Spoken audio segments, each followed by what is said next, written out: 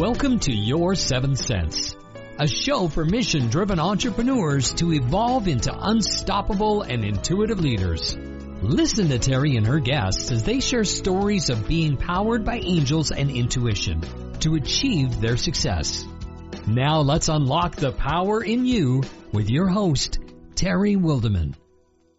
Welcome, everyone, to this episode of Your Seventh Sense. I'm Terry Wildeman, your host, and I am a speaker, author, coach, and the best-selling author of the book, The Enchanted Boardroom. And I work with mission-driven entrepreneurs to assist them to become the best that they can possibly be and work on all cylinders. We bring together the practical, the tactical, the logical, the inspirational, the spiritual, and the energetic, so that they work together in a very, very powerful place of knowing and insight. Today's guest is someone who really knows and understands intuition, and I'm very proud to have him on board with us today because this is a man who he had to put up with me for about 4 days, driving back and forth to San Diego, in San Diego, for a conference that we had. And we had the absolute best time. It was one of the most meaningful conferences that I have ever attended, actually. And it's really because of this amazing man, Angel Ribo. Welcome to the show, Angel. Thank you. Thank you very much for having me and for these beautiful words you just said. Oh, hey, we had a great time. So what I'd love to do is share with our audience a little bit about who you are and the special things that you do in the world.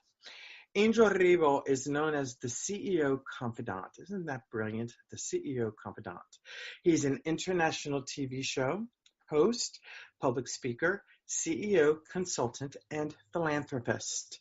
He has established entrepreneurs and corporate CEOs hire Angel to bridge the gap globally for expansion and exposure. In his last 19 years, Angel has helped more than 1,500 CEOs in 33 different countries. That's quite extraordinary. He was born near Barcelona, and he lived in 8 countries and speaks 5 languages. Angel is now based in Texas, and in early 2017, he launched his international foundation, Wisdom for Kids, and he has helped hundreds of underprivileged kids in Latin America become entrepreneurs using their local resources. And as an entrepreneur myself of 40 years, I thank you, Angel, so much from the bottom of my heart for the work that you're doing for children, because I believe that our economy and our society is built on the businesses that we have today. So can you share with us how intuition has led the charge for you in all of these amazing things that you have done? The reality is that since very early in my life, I didn't know I was using intuition. That's the reality. While living in a small town outside Barcelona, my parents would give me, very humble parents, very humble origins, would give me the possibility to learn French and to learn English, like expecting that I was going to do something internationally. I decided to move out of Spain out of intuition. I decided to move from Europe to the Americas out of intuition. I decided to actually leave my corporate world out of intuition. So, but I didn't know what it was. It was just something that I was following. I'm supposed to be a very thoughtful guy, that follows his mind a lot. But in reality, I realized I wasn't doing it. And the most important, decisive moments in my life have been driven by far by intuition. Wow. So now how does intuition come to you? It's just, the same way that we tend not to listen to anybody who is around us and we just try to be reactive and think of what we have to say next, the same way we don't listen to what comes to our mind. We just have to always be reacting. So if we are passive enough, if we are not that reactive, just wait and listen to what happens and what comes to our mind, there's a lot of things coming to our mind. And I have a lot of stories. I would like to share a story, if it's okay with you, Of course. in Please. which my intuition told me something really, really bad is going to happen to me in my business. I was in San Diego. I was on a multinational, an international conference, and one of my business partners from a Latin American country came to that convention with the mission of talking to my boss and having me out of all that geographic area. Okay, so for someone in the sales world, they will understand me very well. So I was going to have. That's devastating. Exactly. I don't have access to that business anymore. But I mean, that I know now, right? But I had that feeling because I knew that guy. I had that feeling. And that feeling was coming to me consistently, like for 24 hours, that feeling, that's going to happen. I had not spoken with anybody. I didn't pay attention to that feeling. At the last day of the convention, I will never forget it, my boss and the boss of my boss came to me and said, Angel, you are out of that area. You just lost 40% of your business. The funny story is, believe it or not, that very same year was the year in which I hit President's Club. So I but I overachieved my quota, and I was the number one salesperson in the entire Americas. So isn't it amazing? I mean, so were you with that company when you hit President's Club? Or were No. That's a great question. Thank you. Maybe I should have exactly, and look for another job. I didn't.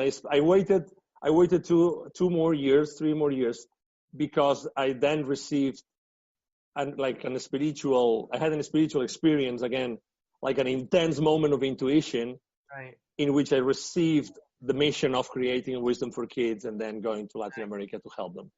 Okay, so I want to be clear. Yeah. All this happened with the same company? It all happened with the same company. Okay, so you didn't leave the company. No, I left the company 3 years later. Okay, so that wisdom that you lost, so first of all, what I want to ask is, when you get these intuitive hits, do you see images? Do you hear words? Do you feel it in your body, or do you just know? I know. Okay. I just know. All right, so you're claircognizant. That's what we call claircognizant, because people who see images are clairvoyant, people who hear clairaudient, people who are clairsensient feel, and people who are claircognizant just know. So you just knew. And in many ways, that was a blessing from what I'm hearing. But I have to tell you also that I have learned to trust my intuition the hard way. Continuously, there's thoughts that come to me that way. And I said, why am I thinking this now? It's not related to anything that happened to me before, that's going to happen to me in the future. Why do I have? And when I don't pay attention to those thoughts or those, insights, eventually happens. Yeah. So, I have learned the hard, if it's a bad thing and I don't take ownership of that situation, eventually happens. So I've learned to take action. I have a very powerful question for you here. Thank you. There are a lot of us who are fearful of stepping out of the angel closet.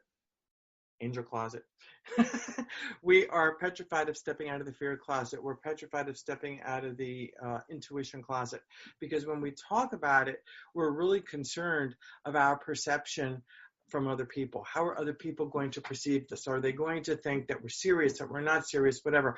How often do you even talk about intuition, and how often do you bring it up in conversation? Or obviously in action, you definitely take action. But how often does it even become part of your language? There's an expression I use all the time with the CEOs I work with, I consult for, and that has everything to see with intuition. And that expression is, take imperfect action today. Yes. Take imperfect action today. So, we tend to be... Say that one more time, because there's a few people in my world who need to hear that message. Okay, take imperfect action today. Don't overthink stuff. Whatever comes to your mind today, whatever that idea is, try it. Try today. Try now. Do it now. What's the worst thing that can happen if you take that action today? What's the worst thing? That people will laugh at you, that you will be embarrassed, that you will make a mistake, or maybe you are successful. And maybe you meet someone that's going to represent someone really important in your life in the future or in your business. So again, imperfect action. I mean, I used to be a perfectionist. Oh my God. Oh, it's so tough. You cannot do anything unless you've done 20 things before. So, I'm sorry I'm going to be really controversial here, but these people that say, okay, set a goal and then prepare for the goal, sit down and describe, write down a list of everything that you have to do to reach that goal. No way. I'm sorry, guys. No way. Why don't you just... By the way, Angel, I agree with you. I really do. And here's what I do, especially when I'm doing an event or a workshop or something like that. I plan it to a T, but then what I say is, okay, it's all planned out. Here's the container. Now we step back and allow spirit to come in and take us where we need to go. And because never, ever, ever has any project, any workshop, any event that I've ever run in all of my years gone 100% perfect. If anything, the detours have made it better. But you need to allow it to happen. Exactly. So I'm with you. Exactly. And we're not allowing, as you know, we are the masters of resistance. We are the masters of resistance. Everything that comes to us. I mean, just picture this. Imagine you and I both went back to the corporate world. Imagine, first day of work. We go to the coffee machine. You are introduced to some people. What's the first thing they're gonna do? They're gonna start judging you. Mm-hmm. Your makeup, your dress, the way you talk, your accent, everything. The position. Oh, this guy got the position that nobody wanted, or this guy got that position that it was so difficult. They gave it to someone coming from outside, whatever that is. So, oh my God, why wasting so much energy on that? I mean, but it's true. Why waste energy? And it's a shame. But here's what I will say though. And I'm so thrilled that you work with CEOs with this. And this is why I love working with leaders. All of that does trickle down from the values of the leader, from the values of the people who are at the helm. And that's one of the biggest reasons why I wrote my book, The Enchanted Boardroom. You and I have talked about this at length. I wrote this to help leaders understand that what is important, because you've got the task, but who creates the task? Your people. And it's the values that your people have and the feelings that your people have that will make or break how the task is done, which therefore then filters down to the client. So when I hear what you're saying, you are so well. So if the leaders are judging, if the leaders are constantly doing what you're talking about at the water cooler, because they do, you know that drill, okay, guess what? Everybody else is going to be also. So our leaders, it's really important for our leaders to tap into that heart center. Do you not think that? Oh, absolutely. Absolutely. And, make things simple. I remember having a conversation. We're talking about the business world, right? And entrepreneurs. I was having a conversation a couple of years ago, 3 years ago, with the director of the accelerator of Babson College, which is supposed to be the #1 college for entrepreneurs in the country, out, in Massachusetts. And she was telling me, today, my students are launching startups with $10,000, $15,000, disruptive startups with this amount of money. Why? Because they start lean. They start lean. I mean, that's unthinkable. A few years ago, you needed several hundreds of thousands of dollars to launch anything. Right. So it's one thing to start lean. Okay, Angel, it's one thing to start lean. I mean, that's the practical and logical side of it, to start lean. How much of it, though, has to do with trust and intuition that what they are doing is what they really are meant to be doing? Because you and I both know, if you don't love the work that you do or believe in the work that you do, you can be starting as lean as you want and 15 grand and all that other good stuff, but eventually they're going to burn out and they're not going to be liking what they're doing and they're going to end up being unhappy. So where do you see these two pieces in that arena of needing to be lean? Well, I mean, they have to be open to possibilities all the time. That's why, again, you know, Thank you. no, please, you know, again, it's imperfect action. Okay, so picture this, you know, those 2-3 people get together, they have this wonderful idea, they want to act upon it, they go to the market, they start lean, they start talking to their clients before even having anything else. They already have a feedback. They start implementing something and delivering their services or products. Let's say they do this. So the more they expose themselves to the people that they're going to serve, the more they expose themselves, the more they're going to receive the feedback that they need to carry on with their businesses and with their lives. Yes. It's so easy. So trust. What's the role of trust in there? I mean, first they have to trust to each other because we're talking, typically there's many people in the same venture, right? So they have to trust the process. Yes. They have to trust that what they are doing is what they really want to do. Yes. I mean, I've seen so many times. Just yesterday, I was doing the intake for a client, and she was telling me, you know, I have this course and this course and this course and this course. I want to open to a new geographic area. So how do I do it to launch the 3 courses? And the coaching practices that go with them. I said, why 3? Start with 1. Start to know how the market reacts, how the geography, how the clients react, and you will see the mistakes and the lessons that you'll learn. Right. So again, trust is like a foundation for me. It is a foundation. Okay, so we all, as startup entrepreneurs, the foundation is trust. We trust each other. We trust the process. We trust our project. We trust the way in which we bring value to society. That's one thing. And then, okay, so as soon as we start interacting with the rest of the world around us, we have to use intuition. How do we use intuition? I mean, okay, so we are seeing this, we're listening to this. Why are they saying this? Why is this customer saying, yes, I like that idea of bringing that service to us, but I would rather do it like this way and that way. So again, listen. For me, intuition is triggered by listening. It is. Intuition is triggered by listening. Yes. Listening, make steps, make mistakes. Yes. Listen, and intuition will speak to you. It will, and it's listening with your eyes, it's listening with your ears, it's listening with your touch, it's listening with your entire being. It's really important to do that. And there's something I'm going to add to what it is you talked about, because you said a very powerful word, and that is service. When you grow a business with the focus of serving humanity instead of how much money you're going to make with it, what is the difference there? You've got entrepreneur over here who they're all about the money. Okay, they're going to serve, but it's all about the money. And then you have entrepreneur over here who is all about service and service and service. What are the differences here in terms of really making a difference in humanity? Well, for me, really, it doesn't make sense to have a business just for the sake of creating money. That's me. Okay, that's me. It doesn't mean that I don't want to make a lot of money.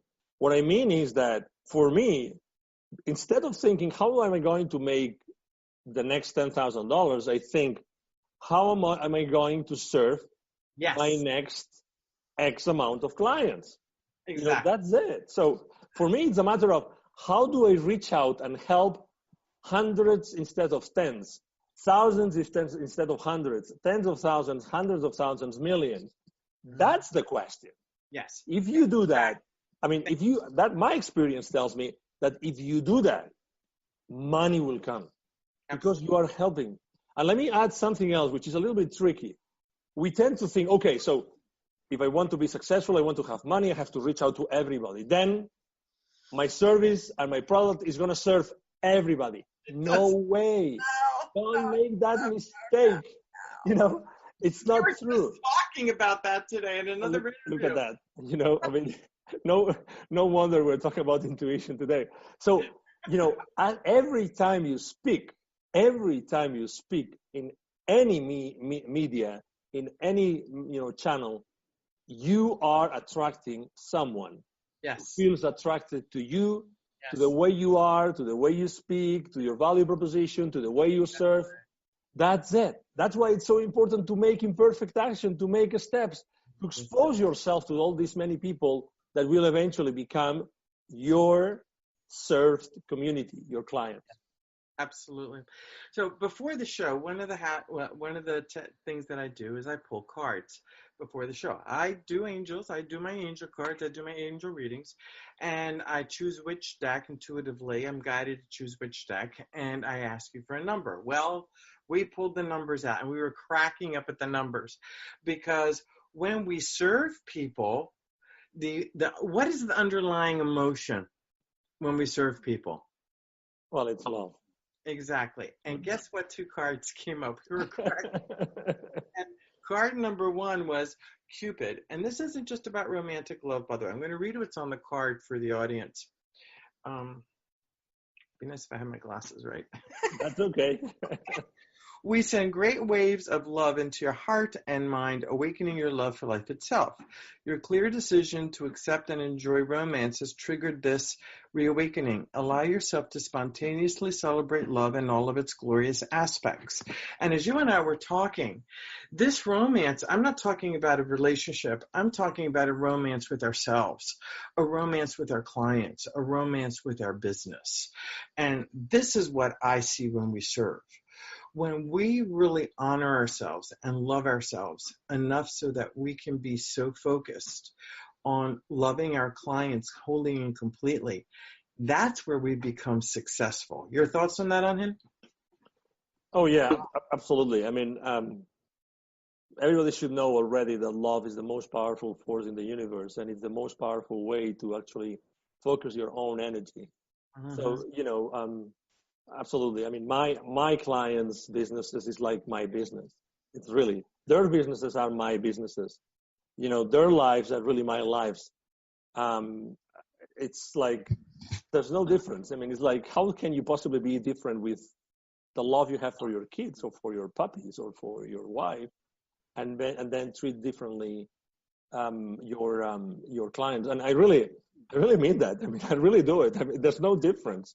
It makes sense because the second card, that follows what the second card is, which is see only love. Mm-hmm. And that is, let's see, what's on this card is look past seeming errors, mistakes, and misunderstandings, which actually dovetails with what you talk about with imperfect action. It is about taking imperfect action and see only the love within each person, including yourself. We have to love ourselves first before we can really love anybody else. And your resolute focus upon the love that underlies every situation brings about healing in undreamed of ways. So when we truly love the people who are around us, the people we're interacting with, and the people who feed us in mind, body, and spirit, that's where the magic happens. And it's everything that you've been talking about. So kudos to you. The angels agree. No, thank you. I would like to add a couple of things, maybe 2 precautions, because, the ones who love a lot, and you also, obviously, I mean, you come always from a place of love and you have a big heart, but 2 things I would like lessons I learned the hard way, coming always from a place of love. Number 1, it's so important to set boundaries. Yeah, I'm right there with you. So it's so important to set boundaries. And second, maybe the most challenging part of being loving with your clients and with everybody is the acceptance part. Yes. So it's not, don't expect the love back from your clients all the time, right? They're not your kids, they're not your puppy, they're not your... Exactly right. So be accepting all the time. You don't have to understand everything. You just have to accept it and live from a place of love, live in a place in which you have set boundaries and also you accept whatever happens in that business with these business leaders. And, the boundaries piece is so very, very important because I became a stress resilience coach in 2001 because I burned out so badly multiple times. And what I realized was I loved so much I had no boundaries. I wanted to serve. Hey, I'm a military spouse. It was all about serving our families to a point where I didn't have boundaries. I was all about all of them and not enough for me. And I burned out very, very badly. So thank you for bringing up the boundaries because that is what burning out taught me. And It is about serving with an understanding of when you put your boundaries up, when you serve too much, you're not listening. You are not listening. It really is about listening. And when your body doesn't feel good, that's a boundary. That is about listening. The other thing, too, is about loving. It's about how much you throw yourself out there, whether it's on social media, this, that, or the other thing. It's about boundaries there, too. It's about being very cautious of what do you put out there in unquote service and love. Be prepared, because the water, it may come back at you that people aren't going to accept it the way you want it to, especially in business. So it really, you are so spot on with that, and I thank you for bringing that up, because it is important. It is important to live yourself. It's important to love others, but stay grounded, stay centered, and listen.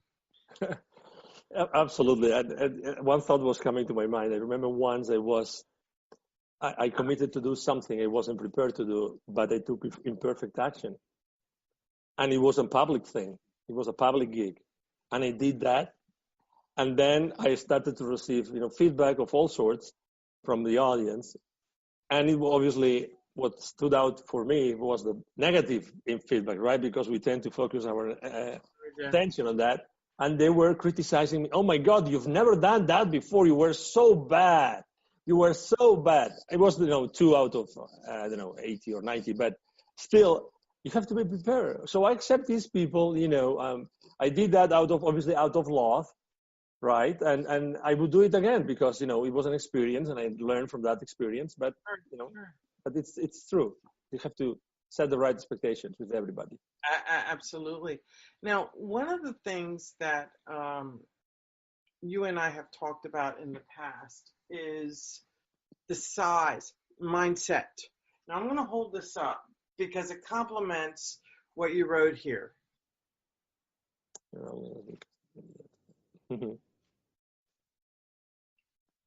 So what about the concept of thinking small and growing and following your intuition? So if this is asking you to you're only as big as the dream that you grow, however, we start small and take the baby steps up from intuition.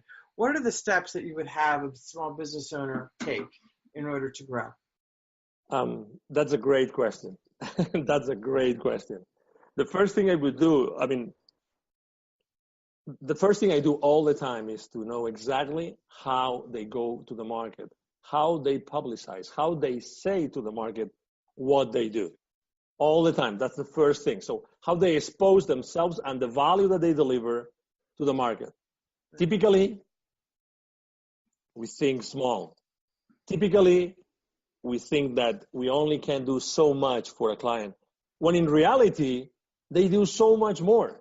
And I can tell you about, even the company that came to repair my roof recently. It's a 30 people company, but they do so much more besides what they were supposed to do. So the first thing, make sure that what you tell to the market is the right thing. Number 2, what is limiting you from a personal perspective? What is limiting you from a personal perspective to carry on and to make next steps? Again, and those limiting beliefs are all over the place. All over the place. So we think that, oh, no, we only deserve this. I don't want to grow so fast because then I will have problems with cash flow. So I go over that. And then I challenge the decisions that they have made in the past. Mm-hmm. Why did you make that decision? Why did you think that you had to go this big when you could go that big? So I understand when you were talking now, the first thought that came to my mind was fear. Was fear. So as far as the action is imperfect, the amount of fear, if you're comfortable with imperfect action, the amount of fear is actually diminished. Yes. Because you are comfortable with imperfect, which is very important. But as far as you are comfortable with that, then you can start doing anything else. And then you are open. And the third thing, after talking, you told me the three things. The third thing is definitely being comfortable with the uncomfortable, being comfortable being uncomfortable. So every time you feel yourself that you are in an uncomfortable zone, you are on the right path. You are on the right path. No, I shouldn't do this because of ABC. You are in the right path. You are in the right path. Someone is going to say, oh my goodness, you are crazy. You are insane. How many times have you heard that people that have done crazy stuff in the world, big things, are really crazy or insane? There's a certain level of insanity, but who defines insanity? Who defines insanity? I think that the best definition of insanity is doing the same things and expecting exactly, and expecting that the results are going to change. For me, that's the best definition of insanity. The other definitions of insanity do not apply to my life or to my clients' lives. Two things that came up. Fear. I tell people to drop the F, then the word ear is left. Fear is forgetting everything is all right. Drop the F, and it leaves you everything is all right. So drop the F in fear, go to ear, everything is all right, and listen with your gifts. The other piece I want to add to that is oftentimes we're so influenced by our environment, especially our educational environment.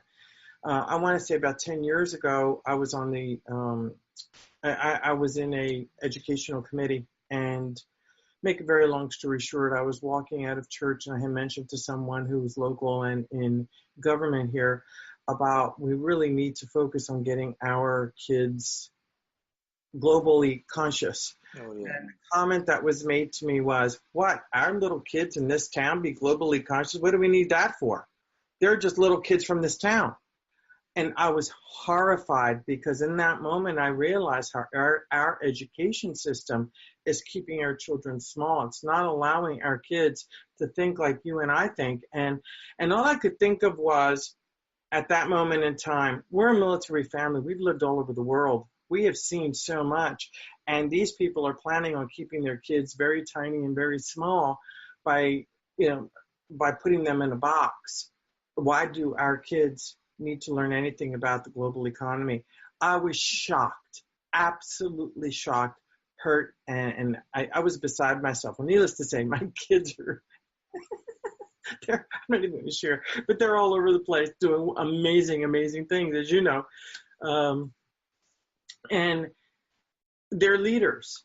So it is about being able to think globally, whether our kids stay in one place or whether they become global leaders. The key is to help them become leaders, to help them really go out, expand their horizons, and then come back home and raise up, okay? Instead of thinking small. You are so right about the small thinking. It drives me absolutely nuts. So we're right on the same plane with that. I would love for you to share more with our audience about your Wisdom for Kids project. Can you share that with us? Because it is an amazing. Just talking about kids, I have 3 kids. I am very involved with the education. I volunteer in the school. And, last year we launched Wisdom for Kids. So basically Wisdom for Kids is a foundation, it's an international foundation.